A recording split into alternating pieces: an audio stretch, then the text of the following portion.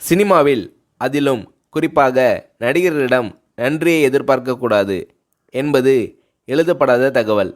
ஆனால் குறிஞ்சிப்பூ போல் நன்றி மறப்பது நன்றன்று என்ற எண்ணம் கொண்ட நடிகர்கள் வெகு சிலர் உண்டு.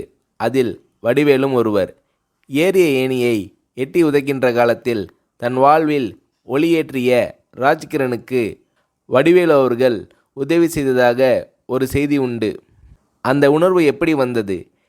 இதை பற்றி வடிவேலு அவர்களை ஒரு முறை சொன்னபோது, எப்படின்னு சொல்கிறது கஷ்டம்ன, ராஜகிரண் சார் இல்லைனா நான் இல்லை, இந்த புகழ் வசதி வாய்ப்பு எதுவுமே இல்லை, அவர்தான் கை தூக்கி விட்டு சோறு போட்டார், எனக்கு அவர் கடவுள் மாதிரி, அப்பேற்பட்ட மனுஷனுக்கு கஷ்டம் வந்தால் பார்த்துக்கிட்டு சும்மா இருக்க முடியாதுண்ணே, அதனால் என்னால் முடிஞ்ச உதவியை செஞ்சேன், அதை உதவின்னு சொல்கிறதே பெரிய வார்த்தைண்ணே, நன்றி கடன்னு தான் சொல்லணும், இன்னும் கூட தீர்க்க முடியாத நன்றி கடன் அது என்று உருகுகிறார் வடிவேலு.